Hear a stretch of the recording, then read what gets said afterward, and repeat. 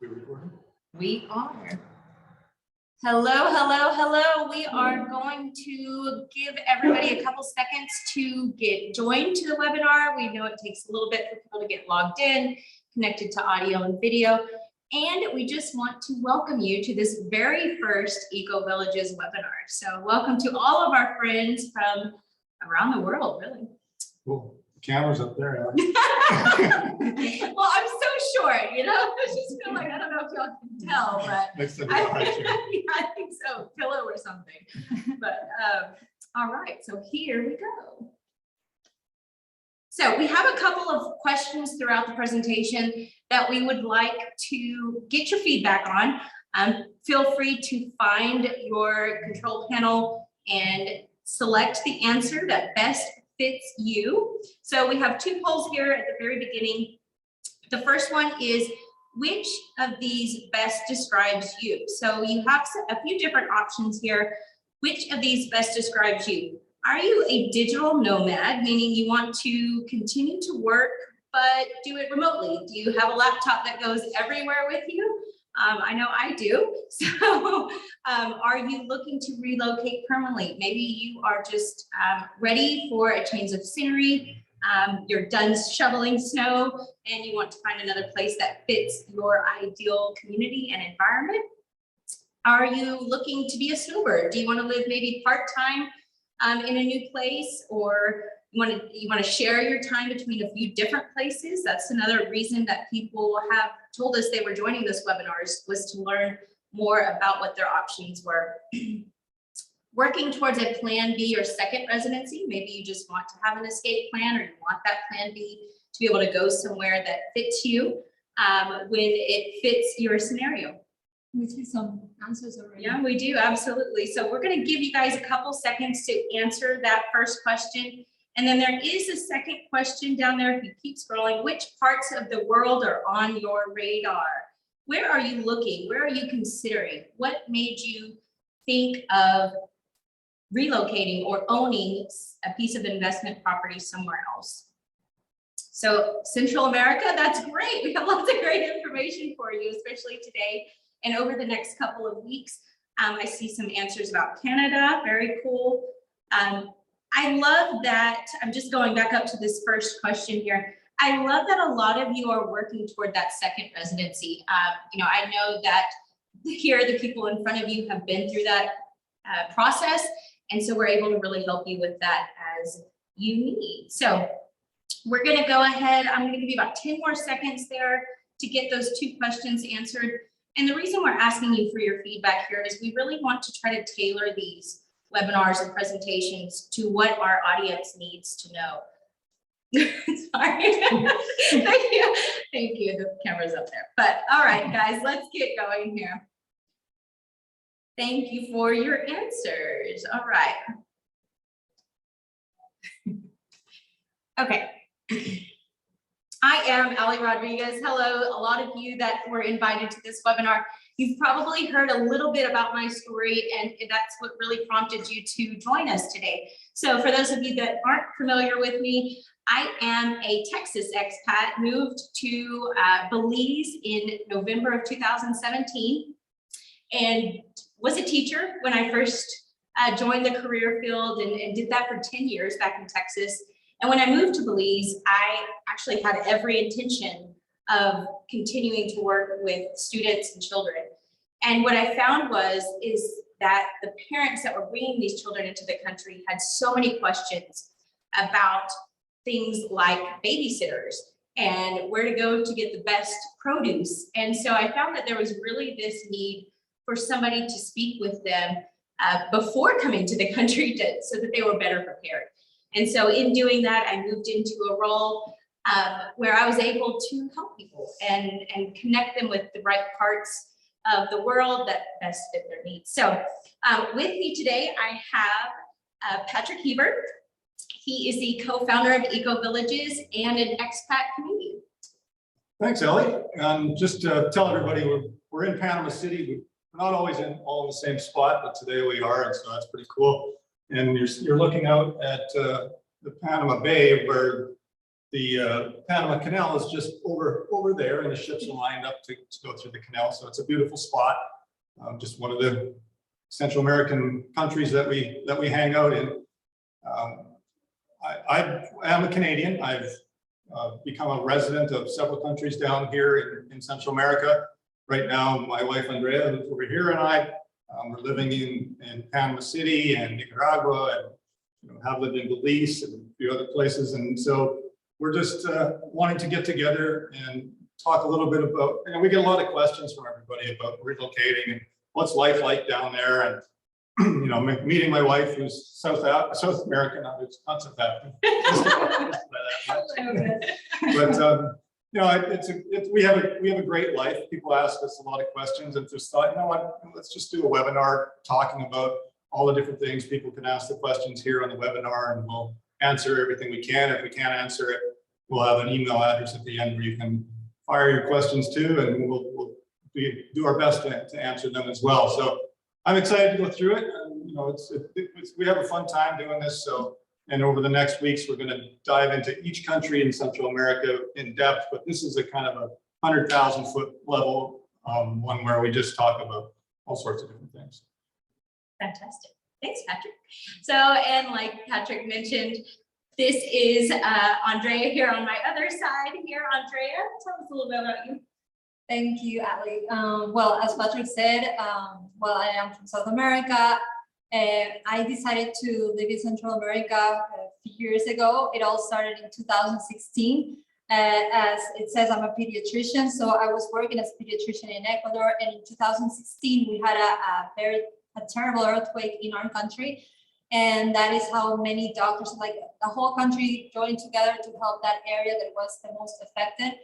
And we went there to do medical missions, see the people that needed medical attention. And after that, we also did a group to find donations from other countries and foundations. And that is how I found Help Them Help Themselves. That is the foundation that Patrick founded. And I wrote to them, and he responded, and he told me that they were doing missions and building schools and water wells and dental missions, even sustainable gardens in Nicaragua specifically. And I said, I love that. And he said, why don't you come to one of the medical missions? And that's how I went to Nicaragua. We met. I love the country. I fell in love with the country. I fell in love with Patrick. and then he said, if I wanted to be part of the foundation and help like a medical director, organize all these medical missions and all the groups that will come from different parts of the world that love to come every year to Nicaragua. And I said, I would love that. It's something that I always wanted to do as a doctor. And that's how I decided to move to Nicaragua. I never knew much about Nicaragua. Being Latin American, I didn't know much about it, only what the mainstream media was saying. And I was pretty surprised on how amazing the country is and how friendly the people are. And it became my home. So we started living there, doing this work and meeting people from all over the world, because the community we're living in, where there are many expats living there. So that's how I ended up in Central America. You know what I love about that? We actually have a recording now of how we met. Everybody always asks, how did it was me? Yeah. Here we go. You tell us. Yeah, no, everybody can I'm just going to point see to it. this webinar. Exactly. Minute mark 37. All right, perfect. So moving right along, Patrick, I'm going to let you tell us a little bit about who EcoVillages is. Again, you guys joining us today, we are not here to sell you anything. We're just here to empower you to make great decisions when you're looking at international ownership or relocation. So go ahead. Yeah, I'll reiterate that we're not trying to sell you anything. We design communities for landowners and developers and eco-friendly, eco-sensible, sustainable communities, and that's not what we're talking about really today. We're talking about relocating to some of these wonderful countries. The first three of us on there, I think everybody's already met. Juan Rodriguez is our finance director. Joined us recently as well and helping out on the as our company grows. Spencer is my son. Him and I founded EcoVillages and really. When we were locked down in Belize, actually, for a while, we got together and Spencer really had the ideas behind everything around EcoVillages in terms of tiny homes and minimalist living, eco-sensibility, sustainability, and that's really where everything grew from. So our philosophy, just really rip through this quick, because like I said, we're not talking about EcoVillages, but we really focus on minimalism. It's become a very popular concept these days. Eco-sensible, we're not eco-fanatic, we put in a lot of eco-sensible types of concepts, but it has to make financial sense as well.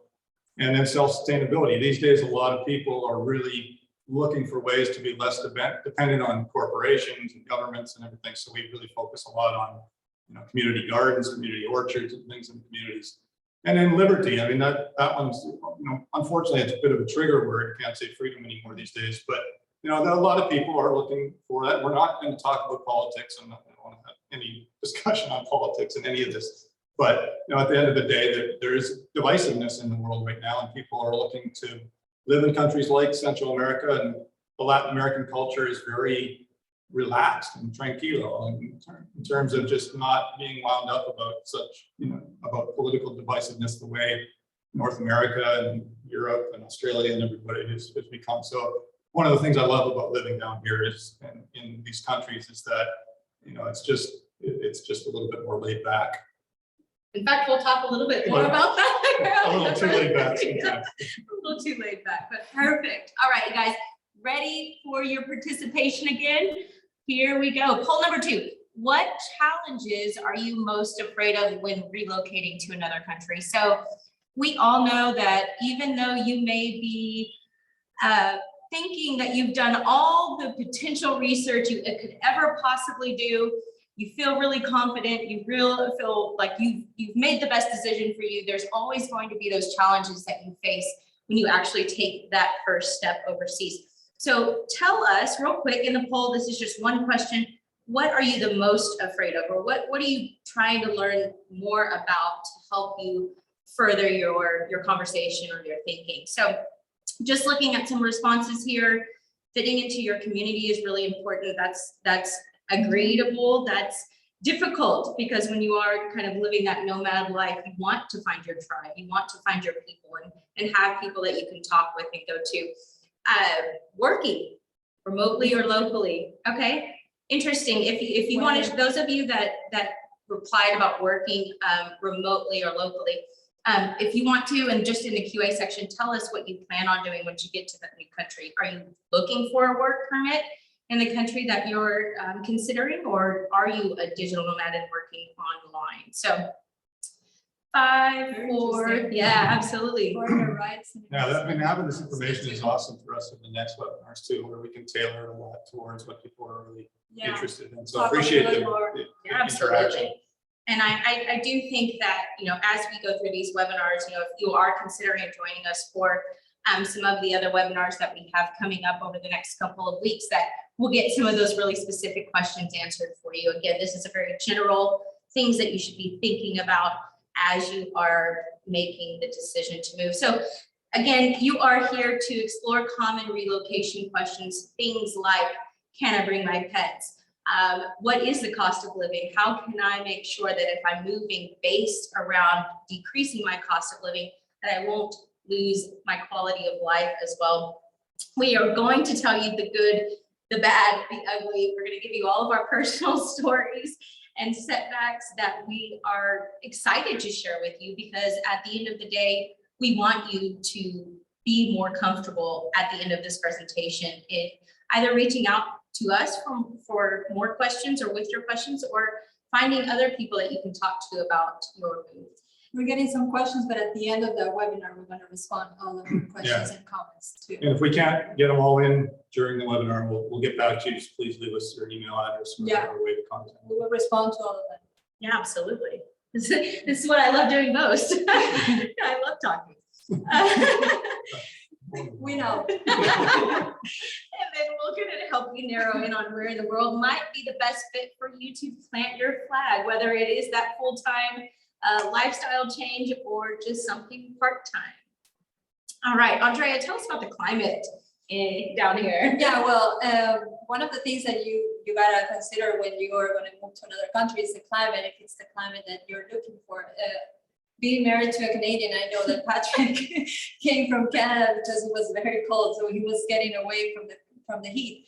So the tropical weather was what he was looking for. And usually what you are going to see in Central America, specifically the countries that are near the equator, is the tropical weather. You know, and you're only going to have, you don't have to worry about your wardrobe through the year because it's the same, I right? love pair of shorts. Yeah, you don't have to. Starting Yeah, January 1st. we only have 2 seasons: the rainy season and the summer, and they are the same. The only difference is that the rainy season it rains, and usually it doesn't rain long. Like you can have, for example, in Nicaragua, the rain it lasts like 30 minutes and then it's sunny again. So you would have sun all year long. So if you like that, you like tropical weather, especially the tropical weather is by the coast, right? In the Caribbean and in the Pacific coast. One thing on the rain too, just especially for people that, I grew up in Manitoba in Canada, but moved to Vancouver and Vancouver Island for most of my life. And people in that area, like Seattle, Vancouver, they think of rainy season totally different than the rainy season that's down here. Like I actually prefer the rainy season down here because everything's very lush and green. And like I said, you know, often it rains at night and in the daytime it's beautiful and refreshed and everything. You know, in Vancouver, you could go 3 weeks without seeing the sun, and that's a totally different thing. Yeah, no, you That see doesn't sun happen here, so. all year long. So we always say it's always sunny in Nicaragua, and you will find the same in Honduras, in Costa Rica, in Panama. Also, you gotta know that these countries are very diverse because they're also mountains. So if you want to have like more temperate type of weather, you can go to the highlands as well. Like for example, in Panama, if you're near the coast, like right now we're in the Pacific coast, it is tropical. But if you go to the beach, Panama, which is more on the north of the country, it is more temperate. It has more like cold weather. Springtime. Yeah, it's like spring all year Yeah, they're long. claiming, and I should have said Boquete, not the beach. You land in the beach, it's still hot, but you drive up 20 Yeah, minutes. And then but you're it's up. 20 minutes and you go up 20 minutes and you're in the highlands and the weather is completely different. And it's very nice. And lots of expats also love to be there who want to be in a tropical country, but not in the tropical weather, like too hot, right? I mean, Boquete is claimed to fame as springtime all the time. I mean, it's funny because the flowers and the trees are exactly like being in Victoria in Canada. I found that interesting. And then, you know, 30 minutes away you're at the Pacific Beach and it's hot. Right? So it's a nice spot. We recently made that little road trip, didn't we? And that was fun. And it's nice to see the difference. You know, here you see more bananas, like the fruits. If you like the tropical fruits in the coast, you see more of the bananas, the papayas, the coconuts. But if you go to the beach, Panama, you see more oranges, like more berries. Now, if you go to the South America, it will be very similar to Canada. You have the 4 seasons and it's more Mediterranean type of weather. Mexico is the same. It has in the coast, it's more tropical, especially in the Gulf of Mexico. And you can go like to the Baja California, it's more arid, more deserted. So it also, you have many choices in these countries in their different areas, you know. I'm just going to apologize for the road noise. We're in the center of Panama City. It's basically the Manhattan or Dubai of Central America. So we live right near where the main road is. So this is another lifestyle that you can have. And if you want to be away from that, you can find that. If you want to be in the heart of the city, you can find that here too. So. Yeah, absolutely. All right, lower cost of living. We talked about this just a little bit in the beginning, but your cost of living, and this was something that some of you actually answered on the poll, was you were concerned that your cost of living may not be something that would help you maintain a quality of life that maybe you're used to or that you want to have when you make the move. So I can tell you that the lower cost of living will really depend on what you want to do, where you want to go, what kinds of foods you want to buy. If you, for example, my first time in Belize at the grocery store, you know, they have this great place, it's called Super Buy. It's a supermarket like you would expect to walk into in North America. And I was craving Oreos. I wanted Oreos so bad. And I go to, and I find Oreos and I'm so excited because you don't know, am I going to find Oreos in, on this island in Belize? And yeah, I picked it up and it said it was $18.95. And that's in Belize dollars, $18.95. Well, it's 2 to 1 in Belize. So these Oreos, this package of regular plain Oreos was at like almost $9. And it was sticker shock. Like I had to really budget for these types of products that I wanted to buy, but that was the choice that I made, was buying Oreos. Now you can find, you know, the generic brands that are just as good and sometimes even better. You know, another thing is, do you want to own a car or do you want to ride a bike? Do you want to live in the middle of everything where you can pretty much walk anywhere you need to go? Or do you want to live out in the mountains, and you may have to figure that into what your cost of living is going to look like? The thing about Central America and pretty much any of the countries here is you can choose your cost of living. Basically, I mean, Andrea and I, we have a place in Nicaragua at Grand Pacifica, and near there is San Rafael del Sur, is a little village that has a grocery store, but has an outdoor market. If you want to go to the the Walmarts, you can do that, and you'll pay North American prices basically. But we like to go to the outdoor markets, all sorts of organic, fresh fruits and everything. And although the last time we were there, we were shopping, and tell this story to people just because it kind of sinks in for everybody. But we had one of those large, potato sacks or burlap bags full of groceries, and it was vegetables and all sorts of fruits, from star fruits to bananas to whatever you want. And got to the front of the market to pay, and it was, I can't remember, it was like $4.80 or something. It was almost insignificant. And we looked at each other, we're like, what? A Really? week's worth of fruits and vegetables. So I mean, if you're a vegetarian or a vegan, and that's, the meat's cheap too, but I mean, that's all you ate. That's $4 for a couple weeks for two of us to eat. So you can live extremely inexpensively in these countries, and even things like Ubers and all that sort of stuff. We'll talk about transportation a bit later, but it depends on whether you want to have a really nice lifestyle. You can still do that for extremely inexpensive. And also the taste. I remember my father coming from Ecuador. He usually buys in supermarkets, and he came to Nicaragua and he got some eggs and bananas, and he said, my God, like they aren't as big because many things have preservatives. And he was like, the taste is so sweet, so natural, and the eggs as well. Like you can see the difference, that most things that you're going to buy in these markets are completely organic because there are farmers that cater to the markets. So if you want that healthy lifestyle, and even as you said, buy with not food that isn't very expensive, it's a great choice. And a lot of people obviously like organic food, and then one of the nice things about it is that, pesticides and herbicides are expensive. The farmers can't afford it, so they don't use it. But sorry, a little offshoot story here. But when almost 20 years ago now, I bought a farm in Nicaragua, and then we had a bunch of Texas farmers, actually from your home state, come down, and they were going to teach the Nicaraguans how to deal with pesticide or pests and things like that. And they were talking about these different pesticides and herbicides that you can use. And finally, the Nicaraguan farmers were very shy because they were the students, the Texans were the teachers. And we're standing on my farm there, and we had a peanut field, and they saw, the farmer or the Texas farmers were talking about the different pesticides that they could use. And then one Nicaraguan guy kind of raises his hand sheepishly and says, well, why would you want to do that? And the Texans like, what do you mean? Why would you want to keep the bugs away? Yeah, we plant like lemongrass about every 6 feet, 2 meters or so, and the bugs don't like that. And that was it. That was the answer. So simple. Yeah. So simple. So it's an organic way of keeping the bugs away, and super inexpensive because lemongrass grows everywhere. So I mean, there is an example. I think we overthink in North America sometimes. Absolutely. And it really the doesn't. mentality is just different. Yeah. So. I love this one. This is my favorite one. But I like the quote there. Housekeeping is best described as there appears to have been a struggle. it's pretty much. Well, I'm probably the laziest guy on the planet. So, this is a hard one to talk to North Americans, Europeans sometimes, because, if you have a maid or a chef or a gardener or whatever in Canada, for instance, it's like, oh, wow, you must be super rich. And,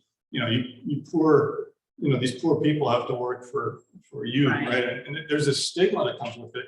Well, down here, it's looked at totally the opposite way. Like you're providing a job for people. So, we do have people that, especially in Nicaragua, not so much here in the city, but We have people that, you know, clean the home and make, you know, our chef for us and, you know, in our home, right? And that people just get, you know, kind of bent out of shape about that because it's like, oh, you're acting like royalty or something. It's like, yeah, well, that's part of the reason for living down here is your lifestyle can be amazing. In Nicaragua, somewhere around $250 to $350 a month is what it costs to have somebody that will clean your home and cook for you. And that is the going rate. People know you should pay them 5 times that much, as that's not fair. You can't go into a community and change the whole economy.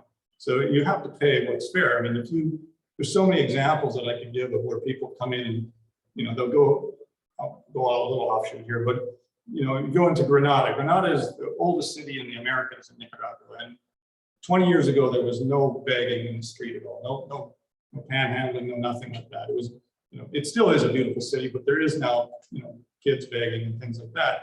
And that started because most of the North Americans came down and started saying, oh, this poor kid, I'm going to give him $5. And well, the father of that kid goes, well, I make $4 at the factory in a day. My son or my daughter, my 8-year-old daughter just made $5 begging in one shot.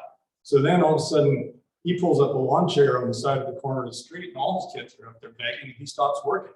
So that's the kind of impact negatively that you have by the reason we named the foundation is help them help themselves and not give them something for nothing is for that exact reason. And so one of the things that I always try to promote is that, you know, employing people in the local community is a good thing. You don't have to feel guilty about it. And sure, it helps, you know, you save time. And I would rather focus on designing communities and homes than cleaning up the house. So that's my job, right? And they have a job and everybody's, you know, happy. So, you know, I wanted to get this slide on here just because it is a big reason. I mean, you know, I know from being a Canadian, if you had a full-time chef and housekeeper in your home, that would be super expensive, right? But, you know, every country's different. In Panama here, it's $600 to $800 a month. But like I said, in Nicaragua, it's probably $250 to $350, depending on who and where. But, you know, it's worth mentioning. That's all I wanted to do. Yeah, and it's good for them, for the people that are working in homes, because the amount that you're paying is also because of the cost of living. It's good. It's like they can buy their groceries, they can take their kids to school, like they can have a home. So it is not like you're underpaying. Yeah, no, that's a good point. It's all relative. If your cost of living a month in Canada is $2,000 and you're making $2,500 a month, that's reasonable. If your cost of living in Nicaragua is $200 a month and you're making $250, it's exactly the same percentage. It's, you know, so people don't understand it. You come down to a country like Honduras or Nicaragua, El Salvador, especially, those 3 countries are probably the least expensive in the region, and think, well, I'm just going to apply my economy thinking here. It doesn't work like that. So, yeah. Yeah. Enough of that. That was perfect. I just keep looking at the picture because that's always how I feel with the amount of laundry next to me. But throughout this presentation, we are going to have a few pro tips inserted throughout. Those are just some things like Patrick said, kind of off the handle a little bit, but things that we thought we should actually really get across to you if they are something that have been on your mind. All right, and man, Patrick, this is supposed to be the best. Yeah, I am. I just want to say one thing. This is probably this quote is actually something I've said before to people that I've talked to just over the last couple of years. That yes, you want to take caution into consideration, but qualify the opinions around you with firsthand experience and knowledge. And why that's so important is because there are so many people that watch the news or sit on their couch and do some surfing on the internet, and they've never actually stepped foot in any of the countries that we're talking about today, or any other ones. In fact, maybe they don't even have a passport. You know, so just think about that as you're you know, going through this journey. Take it into consideration, be cautious, but think about, you know, the people that have been there and done that. So yeah. This is another one of those topics that's always obviously first and foremost in people's mind when they're talking about Central America, because it's gotten a bad rap on, you know, all mainstream media. Basically, you watch CNN and you think, oh, Honduras is on unsafe. Nicaragua's unsafe. Their mind's still stuck in the 70s from, Sandinista time in Nicaragua, for instance. And, the world has changed since then in these countries. If you go to the next slide, if everything's relative. If you're downtown Chicago at 2 a.m. in the morning, that's probably one of the least safe places right now in the world. Right? Or if you're shopping for jewelry in Los Angeles, because everybody's breaking into jewelry stores right now. Not funny, but I mean, it's sad that you look on the U.S. State Department website and they talk about other countries and how unsafe they are, and then look at the slide. The reality is Nicaragua is a lot safer than Cleveland. Yeah. Right? So it's all relative, and then I like the one on the right. The crime and theft is a major problem for doing business. Now you may not want to do business or whatever, but it's a good ratio. Like at the bottom of there, only 0.2% of people thought that crime in Canada really impacted their ability to do business. It's even less than that in a country like Nicaragua. So of course, if you're a drug dealer or some kind of criminal doing something illegal, you probably are going to have a safety issue. Yeah. But if you're just like us and living your normal life just as you would in the U.S., Canada, Germany, France, Australia, wherever you live, that it's just the feeling is ultimately the same. Like I feel I've never felt unsafe, and my kids are young. 20 years ago, when I came to Nicaragua for the first time, people thought it was crazy that, especially bringing my kids, they thought, oh, they're going to get kidnapped and it's all going to be horrible. And my daughters, when they were teenagers, would drive around Nicaragua, and if they had a flat tire, people would just come out of the woodwork and help them. And it was the safest place. I mean, safer. I've always felt like people are friendlier and more helpful than Canada. Canada, everybody thinks, oh, you're Canadian, you're super friendly. That's the assumption until they meet me.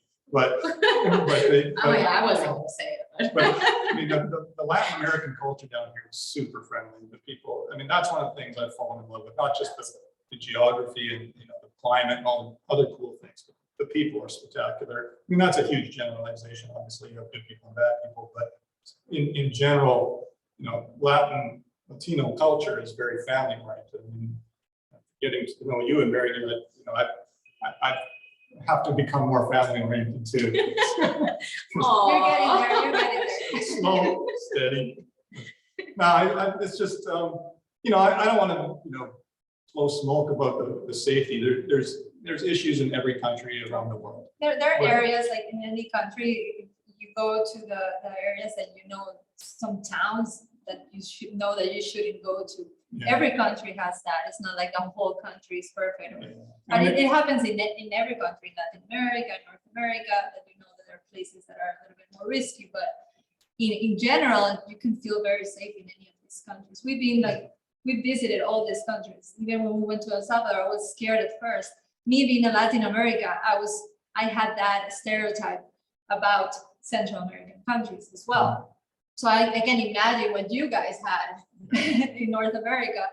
And when I started, I had to learn too. When I got here and I started traveling through all these countries and see that it wasn't how they were painting it. Yeah. I mean, it's exactly the same as every other country, like you said. Like in the U.S., if you're in the middle of Ohio or something, there's a different safety level than if you're in St. Louis, Missouri, downtown.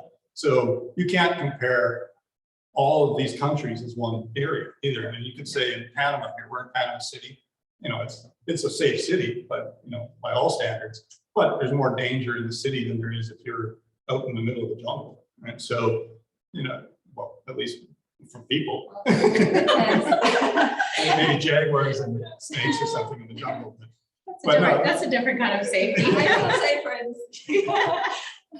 But no, I not to belabor the point, but people always want to ask about safety, and it is what you make of it. If you have reasonable thought process, like I'm not going to go out at 2 in the morning to the worst part of town, like you wouldn't in any city. Even as a woman, living in an island, on an island, and there's been plenty of times when we were out for late dinners and had drinks, and walking down the beach, and it's 10 or 11 o'clock at night. There's no street lights there. It's the light of the moon, and I never once felt like I was in danger. I never experienced it firsthand. Like we've said, it happens. We know it does. But the reality is that you put into play what you learned as a kid. Yeah, You know? you gotta be cautious Yeah, as in absolutely. any country. Common right? sense. Be smart. Exactly. Absolutely. So pro tip number 2, tell us about packing our patience, Andrea. You gotta be very patient in Latin America because if you come from a big city in North America, like it's more like concentrating to work and doing things fast. Latin America is more slow, right? Everything, especially like I used to think I was impatient, but then when I met Patrick, he was like, Set a whole he bar. couldn't. I was like, why did you go here? Like you have to take everything easy. And then he even realized that he felt like jealous a little bit, said, I wish I was like you guys, that after 5, you disconnect and you are with your family, your friends, and don't think about work at all. So that is what you are gonna see. So it can be a good thing, but also it can be a bad thing when you want things done easy, rapidly, right? Because people here don't have that urgency that you might have in other places. So it depends also, like if you're in a shop and you want to buy something and the person like waits and makes you wait and it takes its time, you're getting like, it has, it's bad things that you can get impatient, but at the same time, there are other things that, as Patrick was saying, that the family oriented thing that you want to spend as much time as the people that you love. Job working is important. People are very hard workers, but they have their schedules and then they disconnect. There's a balance in that way. Yeah, and I do envy that balance a lot, because that was one of the reasons I came to Central America, is to get, I had a software company before. I was in the middle of the .com world, and it was just, the rat race. And coming down here was a total pullback from that. But it did take me years, and still is taking me more years to get used to it. I mean, I get frustrated very easily, and I tell a story too about going to buy guitar strings. You go, the guys for getting some guitar strings for my guitar, and I point to they're right on the wall, right there. And I'd like those. It's like, okay, well, here's the ticket. You bring them to the warehouse. They'll pull the strings from the warehouse, and then you have to go to the warehouse to the cashier, who gets you to pay for it, and then you bring it back to the guy that was standing in front of the guitar strings in the first place.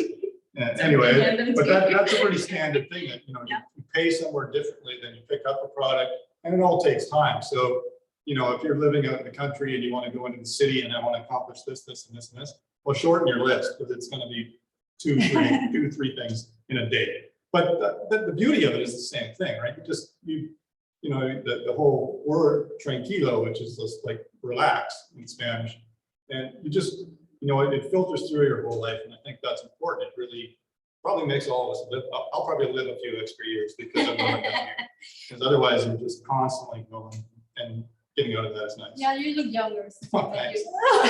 What? I'm married to a beautiful wife. Oh, wow, you guys. All the I'm points stuck you in the gained middle on that of this. You guys feel sorry for me, because I'm just kidding. Next slide, please. One thing I do want to say is the bottom point on this slide: no shirt, no shoes, no problem. That's not a typo. No shirt, no shoes, no problem on.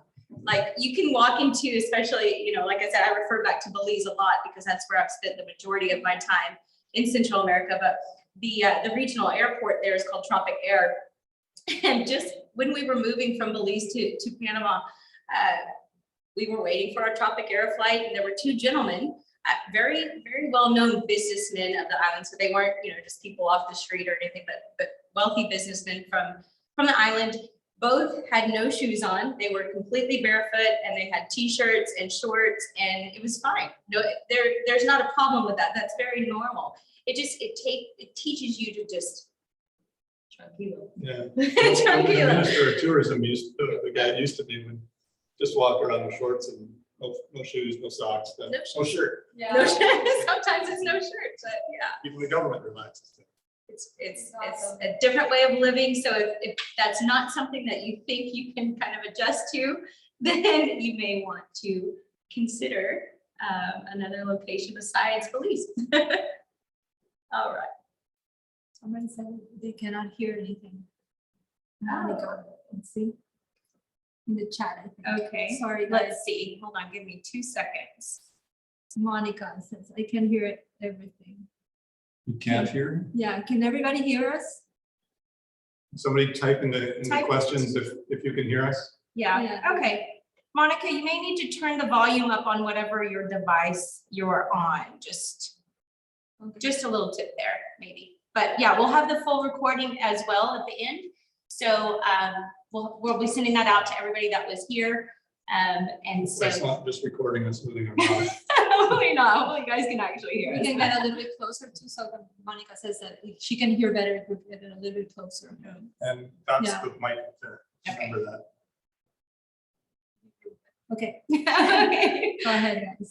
We can We'll talk hear- louder hear too, you. so you guys can hear better. Okay, let's roll. Okay. Healthcare. This is another really big one that we get lots of questions about. You know, maybe right now you are the epitome of health, you don't have any issues. But what happens if you do? What happens if you do need some kind of ongoing care? Maybe you need prescriptions.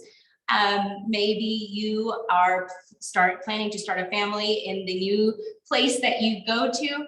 And those are things that you do need to consider, because some places have well-established medical systems and others are still developing a little bit. So, you know, something that one of the stories I like to tell about healthcare for me personally was about 2 months into our move, we decided to go out fishing on a boat with some friends, and we were having the best time.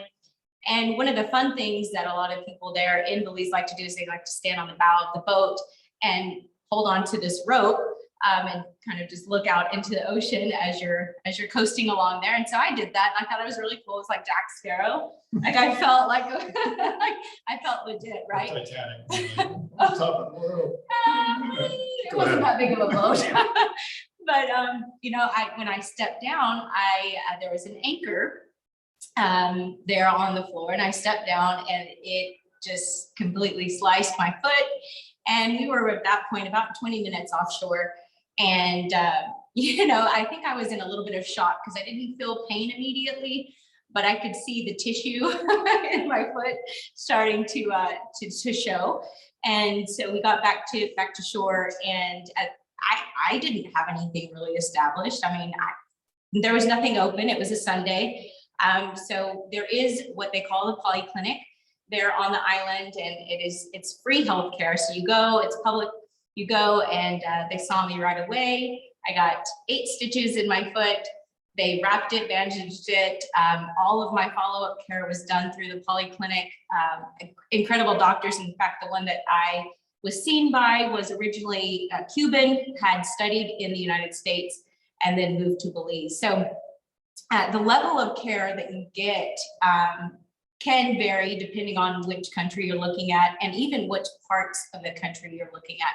But it is possible to get healthcare and be taken care of. And Patrick, I know you have a pretty good story about healthcare too. Yeah, I mean, I want to mention too on healthcare, we'll go into like deep dives on this stuff on each individual country. I mean, obviously we use examples from certain countries we've spent more time in than others, but you know, I just last month I was in all the countries, I guess, in Central America. And, you know, it's always funny during, you know, watching some of the other countries during the kind of COVID lockdowns, and here I am hopping with my son, country after country. 2 weeks, we went to 7 or 8 countries. So, but you know, we'll get more into the different healthcare, you know, in each country. But I like to tell, you should talk about, you're the doctor, but I'll just give my example really quickly.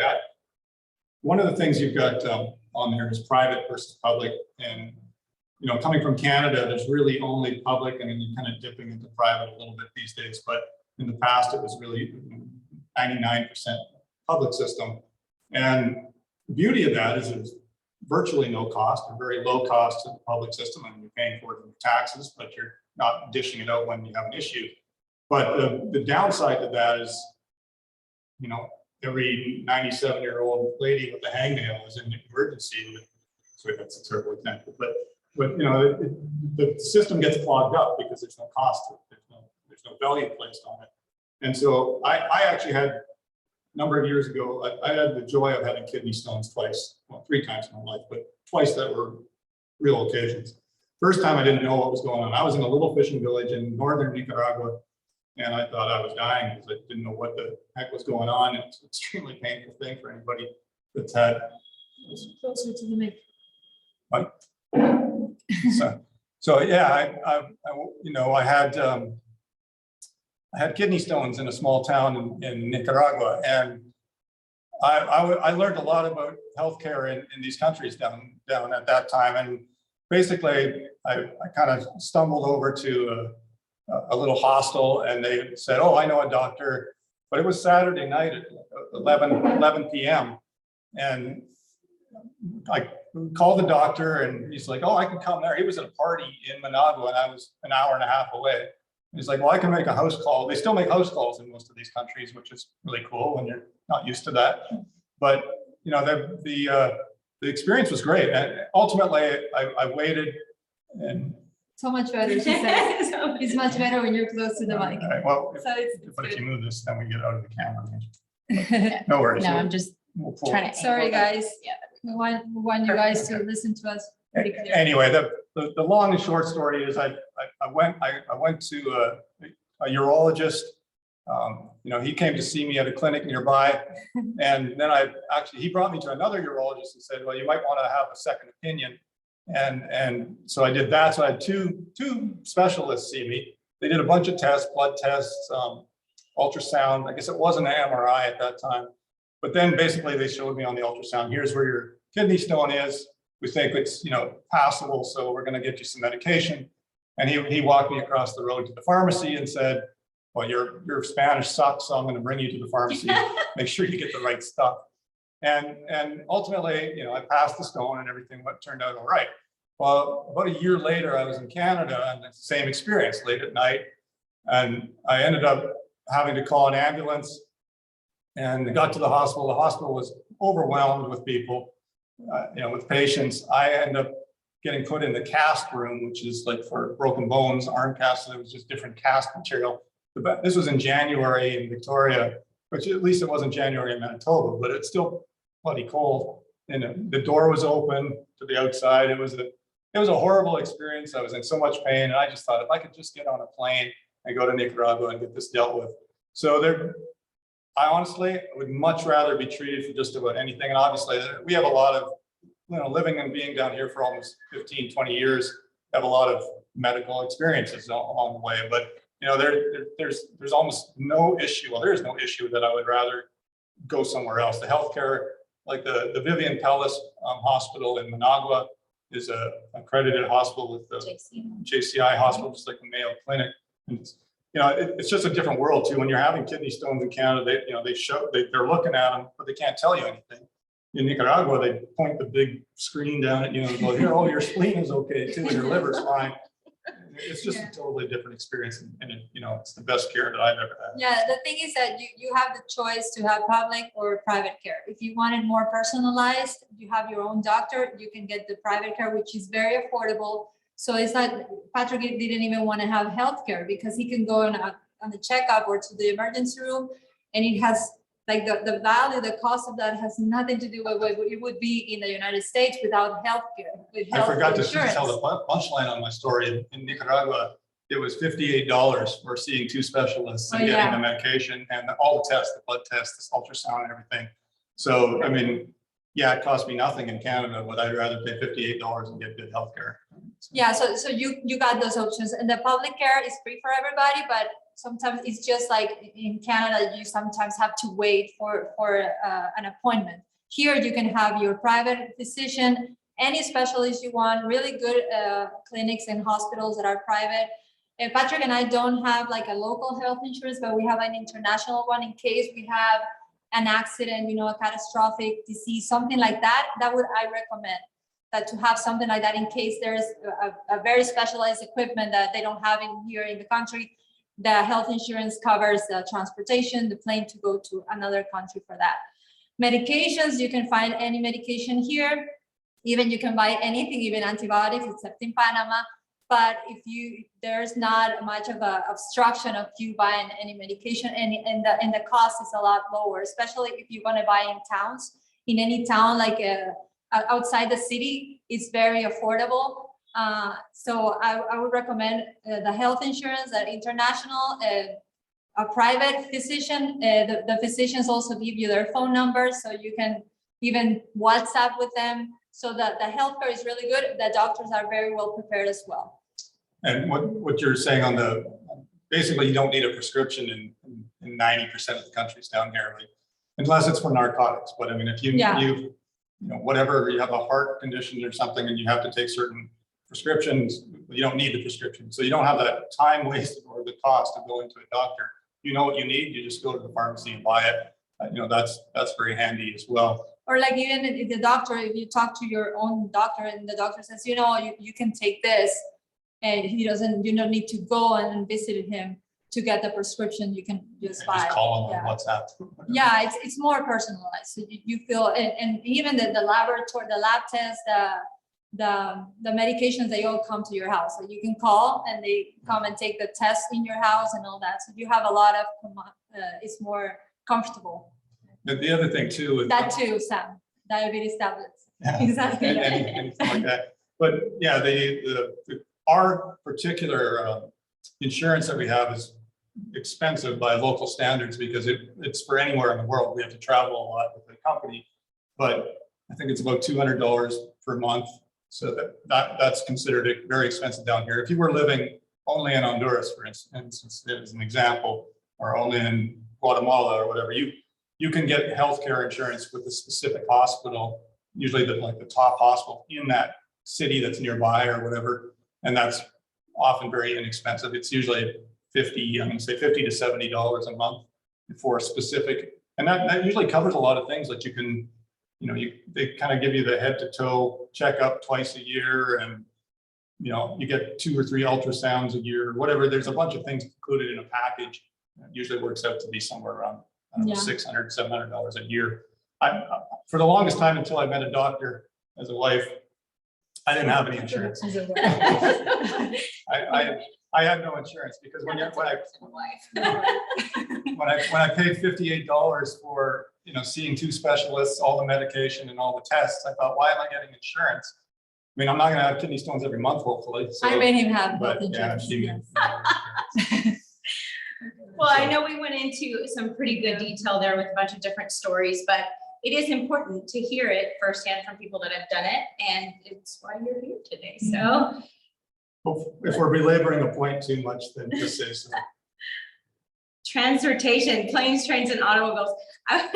The bus to the left, that's a real thing. So we have buses in this area, in this region, that are bright. They usually have, you know, the little bike tassels that you have, you know, when you were 6. They actually have bus-sized versions of those that hang out on the bus. But it's just another way of showing the pride and the culture of the region that you're in. And they really do kind of go all out with those buses. The cab to the right is also a real thing. The tuk tuks, they actually come from India and were shipped here, but they used a lot for taxis. Yeah. But the buses are kind of cool because most of them are North American ex-school buses. When they hit their life in North America, they ship them down here. And that's a transit bus. That's not that's a city bus. That's not a school bus. So you see a school bus go by, that's, you know, you can get on that one. So, And fact, Panama they have has a subway hiking. too. About transportation, Panama has a subway. Oh, yeah, one of the subways. few places in Central America that does. But, And scooters. yeah. Yeah, so just some things to think about when you're making the decision to move or where to go into. Where can you get in and get around and get out in a way that best suits you? So most places, especially now, in fact, I think all of them at this point, you know, have different requirements on your passport to enter the country. Again, we'll talk about those really in depth in the coming weeks over the other webinars. Required immunizations. We're not going to talk about the C word. Those change like every day. In fact, there was a new update for Panama just this morning. So, but I'm talking about other immunizations like yellow fever, malaria, Zika, all of those kinds of things that you need to know before you go. And then other things like your international airport, you know, living in a place that's further from the international airport, you know, how quickly do you need to get into the country or out of the country? Just keep that in mind. You know, if you still have family or property back, whether it's in North America or any other part of the world, and you need to be able to get out quickly, You know, the international airport here in Panama City is just about, what, 15, 20-minute drive from here. Yeah, I mean, it's the reason we live where we live right now, because I mean, I love Panama, but we also love the other countries. And I'd be more interested in being kind of on farm or something, but it's so convenient. Panama City is a hub, El Salvador, San Salvador is a hub. So if you're living close to those two cities, it's really easy to get around. We can go, you know, they had flights to Madrid, Spain the other day for like $129 or something. So, you know, that's different. You know, if you're living on the island in the Caribbean, well, you're going to have a puddle jumper flight first, and then so you got even just different parts of the country. You know, Bocas del Toro is a very famous or well-liked expat community here in Panama, but it's 9 hours from the city, so you have to plan out that extra transportation from where you are to that international airport in case of an emergency. And the next one there is customs and duty. We'll actually have a pro tip later on in the presentation about what to bring with you. But know the rules of customs before you come in, what you're allowed to bring in, what you're not allowed to bring in. There's been a lot of crackdown about, an enforcement on those rules and regulations. So just something to be aware of when you are making your decision. And then exploring the country. So regional transportation, obviously we just talked a little bit about that, buses. We do have ride shares here in Panama. Belize is one that does not have ride share just yet, although I did hear they're starting an Uber service for golf carts on the island. But we'll see. Yeah, I know. The Uber services down here in Panama City, for instance, are super cheap. Like, I mean, it's almost nowhere that you can go that costs more than $2. Right? Yeah. Even to the airport, which is a ways, it's whatever between $8 and $13 depending on the time of day. Right. So yeah, if you're living in the city here, you don't really need to own a car. You can get anywhere. Yeah, in any of these countries, if you live in the city, it's easy to get transportation. But if you're going to move outside the city, it's better to have your own car so you can explore. And it's so easy to get a car here. It's not expensive. If you're going to move, you sell your car and buy one here. That's the best way. And that's sort of getting off topic here a little bit. I think we may have a slide on bringing stuff, so maybe I'll wait. Okay. I'm stalling us a lot on these things. No, We're it's gonna go great. for 4 hours. That's well, I mean, again, we'll be sending out the recording if you guys need to jump off. But obviously, another big one is communication. Is there a language barrier in the country that you're considering, or do you speak a second language? Do you have plans to learn a second language? But that's something that you need to be aware of when you're looking at exploring the country, who you can talk to and give you the best pointers on where to go and what to see. And then one of the ones I found really interesting is on the last bullet point here is tours and excursions. So there are some countries that like to protect their locals, their citizens, and the jobs that you can hold. One of those is tour guides. So they do have or need tour guides in certain countries to take you to the archaeological sites, even to the reef. So that's something just to keep in mind. You don't want to upset the local authorities if you're in a place you shouldn't be without a licensed guide. And about the language, people that come here, many don't speak Spanish, for example. But as you were saying, he's been living more than 10 years and he hasn't had any problems. So it's because people, but people, as you were saying, people here are very friendly. So even if they don't understand your language, they try to understand you and help you as much as they can. The people that come from other countries, the locals like to help. Like they see foreigners as people that come to invest, to do good things in the country. So they're happy to see you and to welcome you and to help you. That's an important point. I've been living in these countries for over a decade, and I don't speak Spanish well at all. I get by, but with a lot of hand gestures and everything, I go into little villages in the middle of nowhere by myself all the time, and I struggle sometimes, but it's part of the fun, right? But yeah, the important thing I think there is that the Latin American culture is very open to the fact that you don't speak the language. I've been to a lot of countries in the world, but that isn't the case. place where it's like, Yeah. you either speak our language or we're going to totally ignore you. Mhm. So they do realize that, you know, tourism and expats and moving to the area are bringing a lot of, you know, money and jobs and everything. So, you know, it's an important just distinction between here and some other parts of the world. Yeah, absolutely. And then, of course, exiting the country, there's things that you'll need to know, the flight schedules, you know, it all varies again, depending on where you are. But how soon or before your flight do you need to arrive to your departure port? If you're leaving by water taxi, you know, how long is that water taxi trip before you get to the airport? So just things to consider on where you end up planting your flag. But anything there you guys want to add? It's pretty. Do you have a video at this point? Or was that? Oh, I do have a video. Okay, so one of the really cool things, let's see, one of the really cool things about, you know, having to take a puddle jumper over to an island from the mainland. So in Belize, you land at the international airport, which is on the mainland of Belize, and then you walk about 25 feet or so to the regional airport carrier, Tropic Air, that I mentioned earlier, and you get on a puddle jumper. And when I say puddle jumper, it's about 12 people to a plane, sometimes less. One time I was up on the 3-seater. So it was the pilot, the co-pilot, and then one person in the back. So I was terrified. It was, you know, a couple months into my time in Belize, and I'd never been on a plane that small. I'd never, like it was scary to me. But I was terrified too. But then you get used to it, the only right? one. Then you get used to it and you realize that it's actually it's a comfortable ride, but more importantly, it's absolutely beautiful. So excuse me just a minute, I'm going to switch over to this video. In this particular video, I was able to sit in the co-pilot seat. So I got some really great footage. You can actually see the propeller in the video. So I'll let you guys just take a second.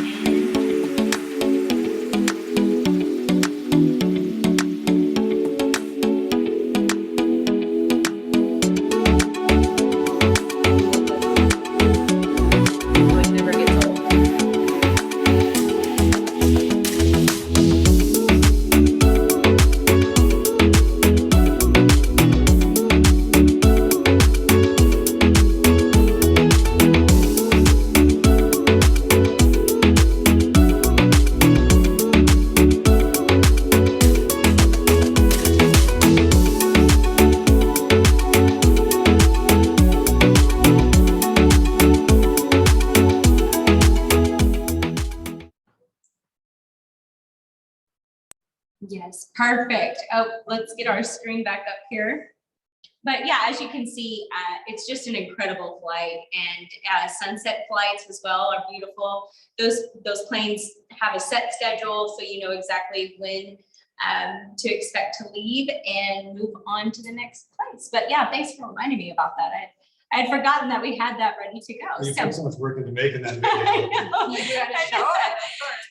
So based on what we just talked about, how open are you to learning a new language? Maybe you're already bilingual, or maybe trilingual, or maybe you are working on Duolingo, like me. I have been for years now, and I'm getting better. I'm really good at ordering food in Spanish, but that's about it. So how open are you to learning a new language? Are you very comfortable? Maybe you already speak more than one language, or you're making the effort. So kudos to you. Maybe you're somewhat comfortable. You can learn some common phrases, uno, dos, tres, to communicate with the locals, or you're uncomfortable. You prefer to be in a place where you can speak your native language or your home language with the people in your community. You should do that, Paul Patrick. I'm blind, I can't read the answers. Uncomfortable. I'm perfectly comfortable, I'm just incapable. No, you are capable. So just looking at the answers here, and it's quite interesting. So more than half of you, about 60%, a little more than 60%, you're somewhat comfortable, meaning you are open to learning some common phrases. And I will tell you that there are so many opportunities to learn the language. One of them is just talking to the local vendors, the roadside stands. But if you're looking for something a little more formal, I know especially here in Panama City that there are teachers, there are tutors, there are people that have classes for you to go and learn communicational, is that? Comunicación. Yeah, and like just, you know, conversational, conversation. Apparently, I meant conversational, to learn conversational Spanish so that you can really navigate your way. We have a few people that are very comfortable to speak more than one language. Good That's for very you. cool. Very good. That's awesome. I hope that you will let us know in the comments what those languages are, because I'd be interested to hear, is it Spanish or is it a different language? That's really cool. All right. Bottom line is you can get by without speaking the language. I mean, it's always better if you can, and Sure. it's fun to learn, but you don't need to. No, we have a little Which are just a fun. little glitch there, but I see a Kat, you speak Dutch and Spanish. Very cool, very cool. So visas and residencies, guys, this we could do probably Hours. 3 or 4 hours just on visas and residencies. And we'll talk about those more specifically for each of the Central American countries plus Mexico in the coming weeks, and we'll go through what those different types of visas and different types of residencies are. But in the meantime, just know that really kind of narrow in on what it is you're trying to accomplish once you get to that country. Are you going just to be a tourist? Are you just gonna hang out and really explore the country or the city that you're in? Or are you going to stay there for a while? Are you gonna work? Are you going to wanting to open a business? What is your goal there? And each country is a bit different. Like, I mean, you know, you've got French and Asian languages. you know, Honduras. It's you know, I focus on the investment visas where you basically you buy something in the country, like a property, like your home or whatever, or your second home, whatever it is. And you know that in Honduras it's $50,000. In Nicaragua it's $30,000 that you have to invest in the country. 30 to 35, kind of moving the bar once in a while. But you know, Panama here it's 200 to 300,000, moving up I think again. So you know, it depends on where you're looking. That you know, if there's a range that you want to spend to become a resident on an investment visa, then you know it's worthwhile looking into which countries offer what program. You know, and Salvador is very unique, and we'll talk about that a lot more in the El Salvador webinar. But that's like 3 Bitcoin.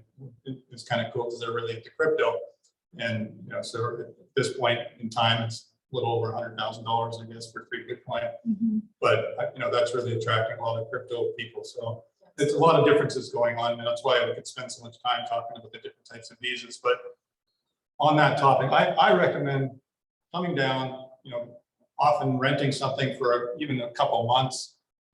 You're going to take a month or 2 to get acclimatized. First of all, if you're coming from a cooler climate, you're going to get overwhelmed by the heat. For at least I did as a Canadian, until I got used to it. And then, you know, I didn't do what I'm suggesting. I kind of bought right away, but without knowing where I wanted to be. And you know, I lucked out and got to, you know, nice place. But you know, after traveling for the last couple decades over the region here, you know, there's a lot of places I'd love to have been able to live up front, and often said, wow, I found this is probably where I ended up. So I think, you know, one of the reasons we did this webinar is, you know, so we could help people, because I would have loved to have somebody to call up or email and say, hey, what do you think about this? Or what's the answer to this question? And we're happy to do that for you. So hang on a second. I don't know if we had an interruption there, but I was getting a phone call on the camera. So anyway, we can move. Well, you through. said I wish I had somebody to call. They were calling you. Yeah, I didn't mean right now. So we're gonna go through this in each country that we're gonna talk in the next one. And just one kind of 100,000 foot level thing is most of the countries will give you somewhere between a 30 and 90-day tourist visa, or up to 180-day tourist visa. You know, and then you really only have to leave the country for between a day and 3 days, and you can come back in. I did that for many years in Nicaragua, where I lived there as a non-resident on a tourist visa, and every 3 months, in their case it's 90 days, and every 3 months I would take that and use that as an excuse to have to go somewhere else. So maybe I'd go to San Jose, Costa Rica, or I'd go to I'd go to San Salvador, or I'd go to Guatemala or whatever, and just, explore. That's why we started like knowing all of these countries, because we had to leave Yeah. every 3 months. And So you take it as an advantage. And it's more like Europe that way. The countries are close together. Your flights are not long, whatever, San Salvador to Managua is 45 minutes or something like that. So, Yeah. it's not like Canada. When I was flying from Vancouver to Toronto, that was, half a day. So, but Absolutely. we'll talk about citizenships and stuff like that. Yeah, that's very residencies long. can lead to citizenship. So, as a Canadian, well, I think we talked about taxes. Okay, I'm There's sorry. a lot of stuff to talk about. So, Yeah, we're trying to pick up the pace a little bit here, because I knew this was going to be like an hour and a half webinar, but hopefully you guys, if you have to drop off, you'll come back on and see the rest of it in a recording. We're gonna send it to you, so you can see the whole thing. One of the things for me, I'll just continue right through Yeah. this one, all right? One of the things for me when I moved down, there was a lot of reasons that I wanted to move down to Central America, but one of them was for investment. And I was lucky. I had just sold a software company in Canada and was able to take some time off with my kids and spend some time with the family. And so we traveled around in this region. But I was always also looking, all the time for the area as a investment. And I was a little bit like a kid in a candy store when I got to countries like Nicaragua or Honduras and Salvador, and the cost of the properties was so low. Living in Vancouver, waterfront properties, there's nothing under $1 million, probably not under $2 million anymore. But in Nicaragua, it was a 10th, 20th of that cost. So I was a little bit, like I said, a little bit like a kid in a candy store, and I started buying a property. But I was at that time, Nicaragua was kind of lower on this curve. And what this graph really shows is the investment from a maturity investment standpoint to a sort of a new investment. And let me explain. Like on the top right, where you have Panama, Pacific Coast, Costa Rica, Mexico, those sorts of places, that's a more mature market. It's certainly not completely mature, but Costa Rica did a really good job early on for the last 40 years or so promoting its tourism. So a lot of North Americans, a lot of Europeans moved to Costa Rica. That brought the price of property well up, probably 4 times what it is in Honduras or Salvador or Nicaragua or Guatemala because of the popularity. So that made it more mature. There's less of a chance or likely less capital gain to make on that if you invest in a property in Costa Rica. But you're high on the level of maturity, so you're going to likely make a little bit more on the rental property, on the rental revenue of it. Whereas on the opposite side, where you've got Honduras, Salvador, Guatemala, Nicaragua, they're newer to the tourist game. They're newer to investment, and so there's a lot more capital gain to be had. I mean, if you buy a property in Honduras right now, it's inexpensive. You're probably going to realize a larger capital gain. And if you find certain pockets too, it's actually really good rental revenue in them as well. So to me, that's kind of a bit of a sweet spot right now. And then, you see Caribbean Costa Rica, which is a little less popular than the Pacific side of Costa Rica, or Belize is becoming higher and higher on the scale as well, more mature, a lot more tourism happening there. So this is kind of a graph that shows, like, if you're interested in investment from an investment standpoint, you want to kind of go and you want to have a capital gain on, you want to buy a property. When I buy a property, I want to know that I'm likely buying low, and when I sell it, it's going to be worth more. And so I personally lean more to the bottom left of this graph. But if you want to be in a more mature market, that tourism is pretty stable there and probably not likely to dip, then you would be more in the top right of this graph. Right. Yeah, perfect. And of course, if you have more questions about how this was all figured, of course, we're happy to answer. Yeah, it's subjective, right? I mean, Sure. this is based on our company's combined thoughts. Right? Right. Where do they place? Experiences. And they're different, right? I mean, if you look at Mexico, for instance, we dive into the Mexico Different. one. Yeah. There's parts of Mexico that are very mature in tourism, Right. and parts that are brand new to it. So, I mean, Cancun versus another place in the interior or something is radical difference. Mhm. Absolutely. All right. Another Next poll. poll. I love these. What hobbies or activities are you most interested in? So what gets your blood going? Is it being a beach bum? Do you want to sit in a lounger on the beach most of your days, or do you prefer to get out there and be adventurous? So let us know, what is it that you like to do? Do you like water sports like diving, snorkeling, fishing, paddle boarding? You know what? I did a stand-up paddleboard workout one time. It was Tougher than it looks. I think I swam more than I actually paddleboarded. Do you like things like festivals and cultural events? Things like Carnival, if you're familiar with the Carnival in Brazil, we have definitely lots of those experiences that you can actually be part of here in Panama, in Belize, in Every one of these countries is full of festivals. hiking, There's holidays, love every parties, every they other love day is a parties. holiday. That's true. That's something about being a digital nomad. I get to celebrate so many different holidays. This week I'm celebrating Panamanian holidays. How does that Next work? I never week. get to celebrate any of them. It's personal choice. Zip lining, skiing. Do you like fine arts? A lot of water sports. Lots of water sports. Good to see. Let us know what kind of water sports. My first dive, I was very spoiled. So my first dive was in Belize on the reef, and it's going to be hard to beat it. It's going to be hard to beat it, but Corn Islands and Nicaragua are very similar. Well, Honduras around Roatan is probably one of the most yep. beautiful places. absolutely. The Caribbean is hard to beat if you're diving. Oh, Belize, snorkeling in Belize or diving is amazing because the reef is so big. Yeah.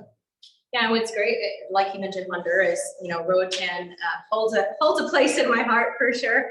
You'll hear all about that in the upcoming webinars. But when we're researching Honduras, there's a lot of little islands around that you can go over for a day and snorkel and dive, and they're not far from the mainland. So it's a really neat place. So, all right, guys, we're gonna go ahead and end that poll and move on here. I know we I want. guess if there was stuff in there that you didn't find, Yeah. mention it. In the Water Q&A. sports and festivals, one. Awesome, and I do have some others there, so make sure you Nightlife. pop a nightlife. Let us pop that into the question and answer section or the chat, and let us know what those are. All right, just give me 2 seconds. Here we go. Oh, finding your tribe. Obviously, we've become close over the years in all of our tribes. And this was one of the questions at the beginning of this presentation, and a lot of you felt like it would be a challenge for you is finding your tribe, finding a community that you could fit into. So of course, here's some examples of ways to do that. I think some of you we actually found on social media groups via Telegram or Facebook and things like that. But volunteer work is an excellent way to do that as well. Not only do you get acclimated to the local community, but then you can meet other people that are like-minded like you and are like help themselves and obviously Volunteer for our project.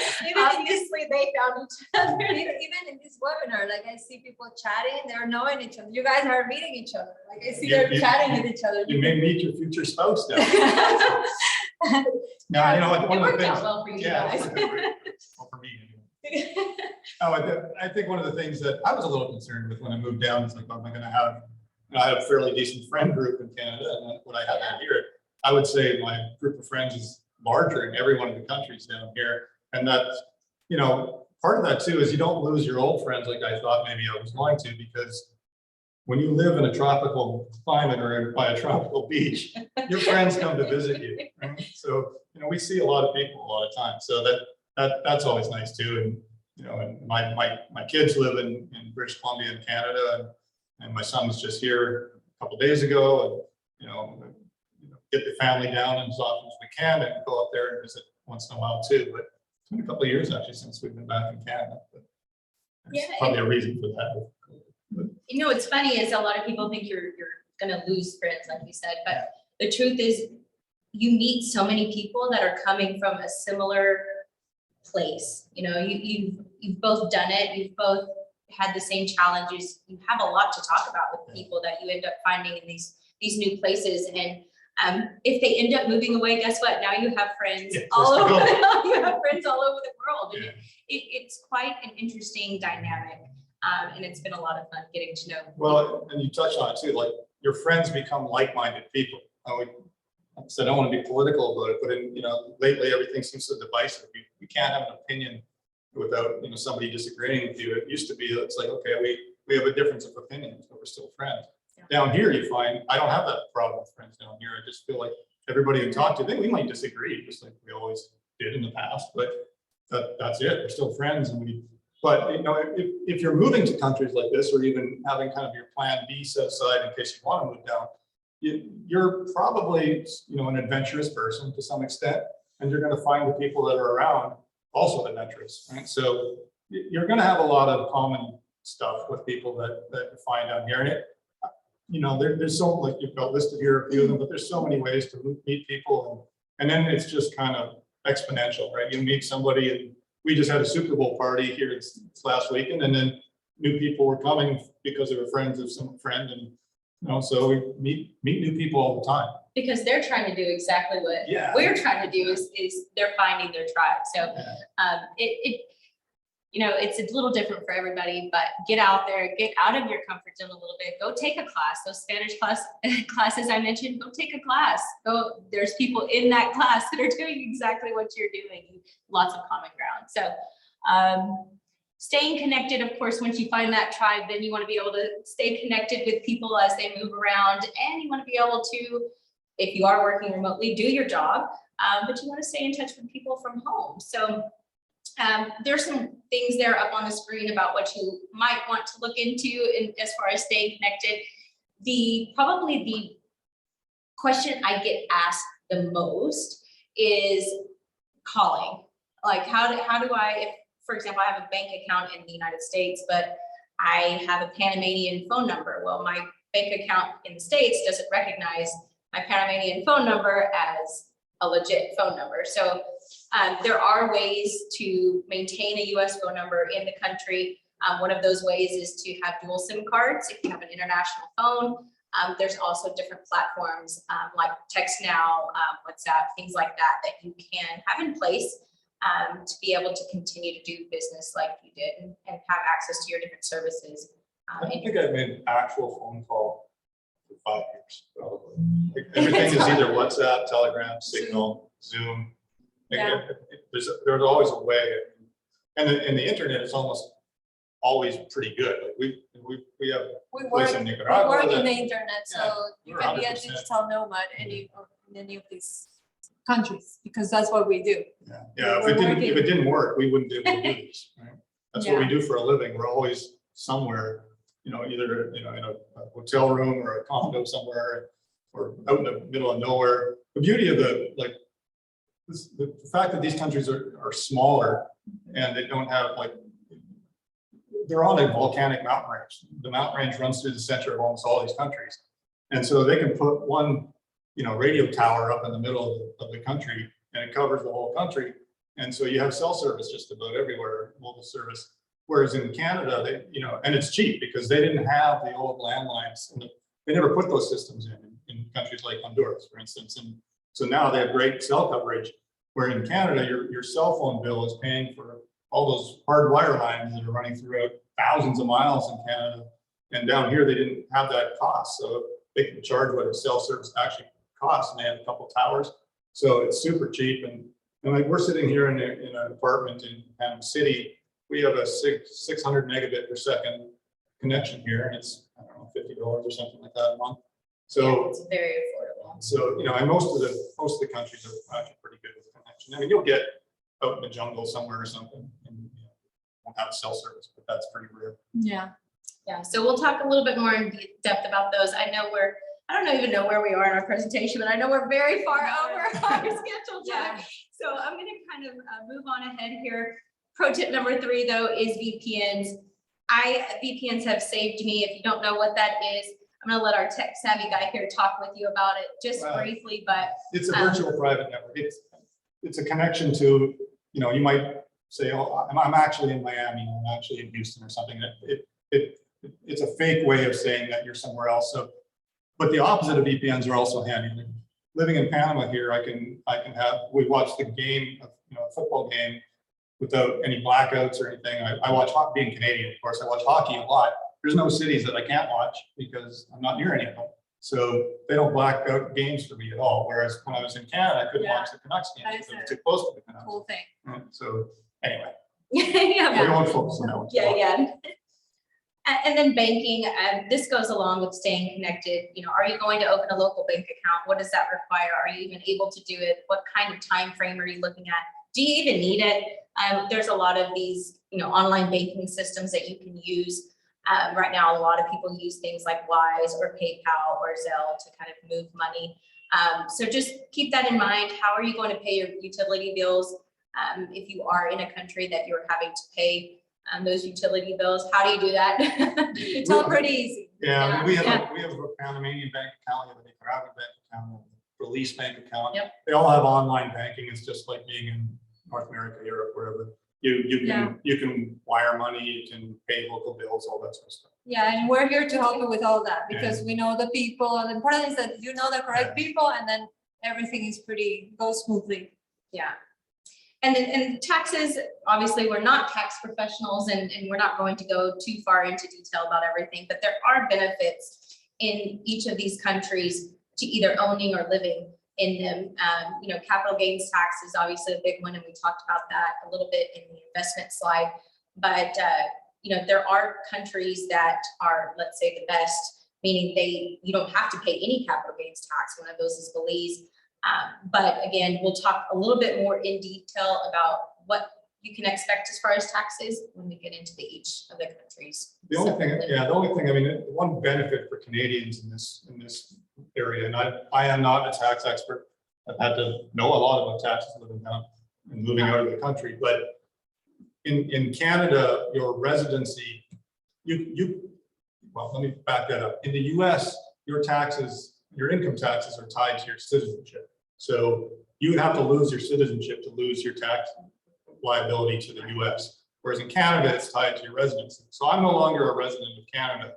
I'm a resident of a few different countries down here, but the countries down here don't tax you on your income unless it's made in the country here.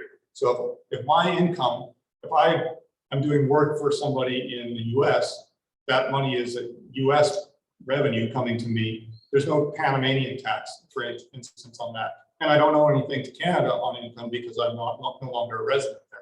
So one of the benefits for Canadians moving down here is you can pretty much lose the whole income tax concept, right? And you know, I have to be careful. If I started, well, we have a restaurant in Nicaragua.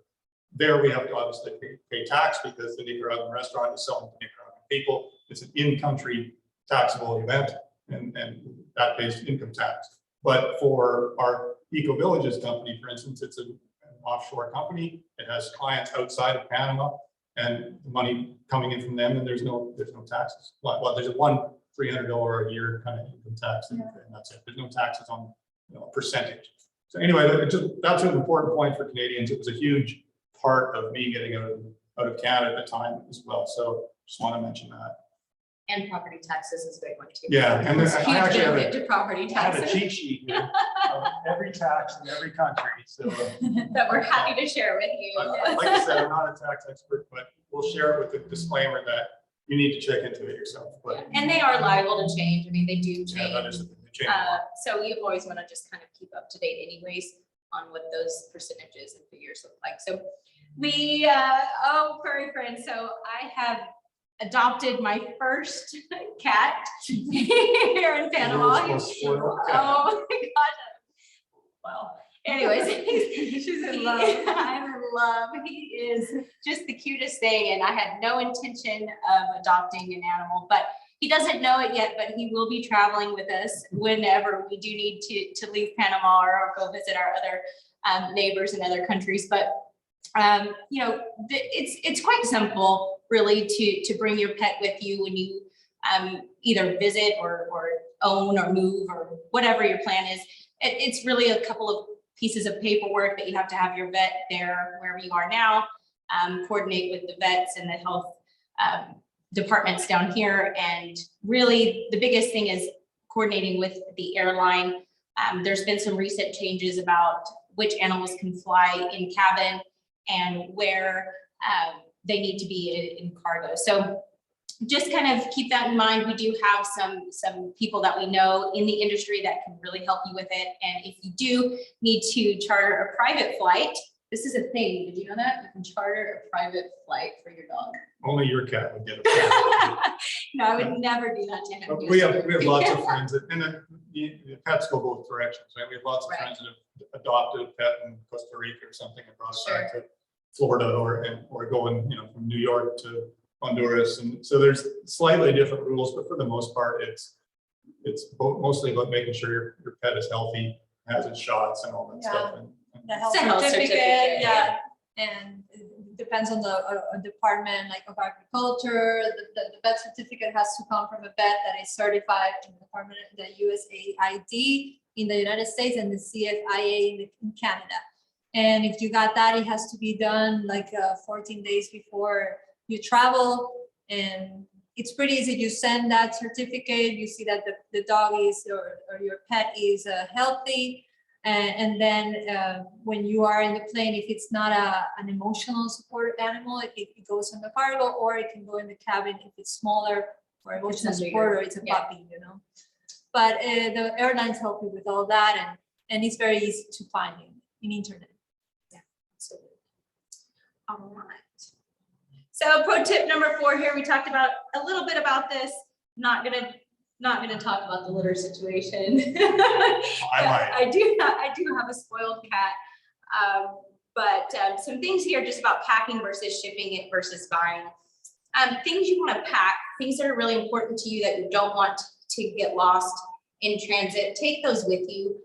If they're heirlooms, if your favorite pair of shoes or bikini or whatever it is, things that you want to keep close to you, make sure you pack them and bring them with you on the plane.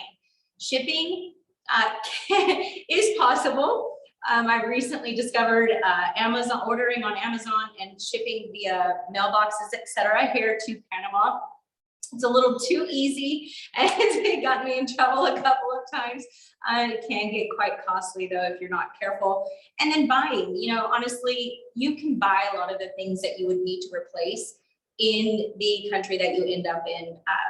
Obviously, the level of option changes a little bit depending where you are, but you can find North American goods here, but you can also find other naturally made in country from natural hardwoods for furniture and things like that as well. Yeah, I think everybody I know that has shipped furniture and stuff like that, cars or whatever down, has regretted it. It's a pain, it's expensive, you wait, you gotta go through immigration. And besides, the furniture and things like that down here is so spectacularly more superior than anything you can get in most other countries. Handmade, king size, 4-post beds are a tenth of the cost, and they're beautiful. Yeah. But I do have to tell your story. Oh, of course you do. Ellie and her husband ordered an automated cat litter box. Basically, it cleans itself, which is over the top already as far as I'm concerned for the cat. But as a nice gift from the company they ordered they shipped them a box of cat litter. Well, the shipping is by weight, and cat litter is heavy. So That's what she was saying, be careful with for like $5 worth of cat litter, would you pay $200? Yeah. It came out to be quite a hefty shipping bill. He is spoiled. We still laugh about it all the time. Yeah, let's not talk about your genes, okay, Patrick? But yeah, just let us know if you're considering. We can definitely give you some different scenarios for what you should probably bring and what you can get once you're there. All right, guys, I know we've held you a lot longer than we were going to, but so I hope it's favorites. Semi-entertaining. We're getting close to the end now. You go first. My favorite country is Nicaragua. That's the first country that I lived in Central America, and you know all the story. I met my husband. We have good friends there. We have a home there. Panama, we're here in Panama. You find so many things to do. You can ship things from Amazon. It's a lot of fun. Great restaurants, great places to go. What I love about Panama is that you can go from the Pacific to the Caribbean so easily in one day, like an hour and a half, and you get to the other side. I love that. And El Salvador, I love too. When I went with Patrick one day, I never thought that it was going to be a country that I would like, but when we got there, the moment that we were in migration, people were super friendly, like they were happy to see us. I don't know, like they have now this culture that to just have people coming to the country. And we got a car and we went to El Sonte, which is about 45 minutes from San Salvador. And it's a beautiful town. The vibe there, it's amazing. Everybody's walking, going to the beach. The weather was incredible. The restaurants, the food, the pupusas, all that. So I fell in love with San You can Salvador. buy pupusas with Bitcoin. Yeah, you can buy Yes. with Bitcoin in any place, right? In a small market, they all accept Bitcoin. So it was a very different thing to see, right? And a different experience. Are you, Alan? Are you doing all three at once? Or was it more than one favorite? It's three favorites. What did you say, three? Yeah. I only said two. Okay, sorry. Well, whatever. I mean, bring it to. I guess obviously Belize is very, very close to my heart. It was my first expat experience, and it became my second home. I am a resident there, and it's just one of those places where you go and you feel instantly at home. The people are great, which is kind of a common theme in the region, but we all have our favorites based on different experiences, right? So English is the first one. English too. that's right. Why are you gonna call me out like that? They do speak English in Belize as the first language. It was a very easy transition for me. My husband speaks Spanish very fluently, and has really forced me to start speaking Spanish a little more. But I guess my second favorite country would be Honduras. Just a very small snippet about Honduras is that I went for vacation. My first vacation outside of Belize was to Honduras right when COVID hit. And we left Belize on March the 16th and landed in Honduras. And on March 18th, both borders had closed, and we got to spend 5 lovely months in Honduras. It's supposed to be 5 days. It was supposed to be 5 days, and we ended up being there for 5 months to the day. So, but what I found there is that there's just an incredible amount of community, even in that time. The property manager at the condo that we ended up staying in brought all these people to meet us because we had no time to find community. We had no time to get out and meet people and explore, really. But just the helpfulness that we experienced there in Honduras was just probably bar none. It was one of those things that just sticks with you, right? And lastly, it may shock you guys. Are you ready? Guatemala. So we actually went there to find some supplies for construction, and it was an interesting experience. Being somebody who speaks very little Spanish fluently, I do phrases, I can piece things together. But I think the most eye-opening experience was going to a restaurant and seeing there weren't a lot of couples sitting around, it was families. And so I know we go back to this whole family concept a lot, but there's families and they're all eating together and they're all celebrating together. Whether I saw one person was graduating and they had this big graduation party, which are things we do in North America and in other countries, but just, I guess the happiness. These people are so happy, and that's actually where I first experienced the painted chicken buses. That's what they call them, chicken buses, the painted school buses. Chicken buses, because there's actually chickens on. Right, yeah. I was terrified as we were flying through the mountains in Guatemala on this bus, and the roads are this wide. But again, it's an emotional connection that you end up having in these places that you go to. So. All right, Patrick. My turn. You're up. You know what? I actually hate answering this question because I love all the countries down here, and I've spent quite a bit of time on them all. So politically I know. correct. It sounds trite, but it's the truth. Like I really don't like picking one country over the other because they all have very cool things. Every country has some unique stuff that I really love. There's always things that I'm not crazy about in every country too, to be fair. But I'm going to look at it from an investor standpoint, because when I'm looking at it, it's like I like that. I'm sorry, it's still business mind or whatever, but I like looking at the places that are probably have the most opportunity we have. And so I would say number one on the list right now is, well, the two countries. One would be Honduras, I think that the Caribbean coast of Honduras is amazing. There's very few places in the world where you have like the turquoise blue water, the white sand of the Caribbean, and then mountains right behind that. Yeah. And that don't really find almost anywhere else.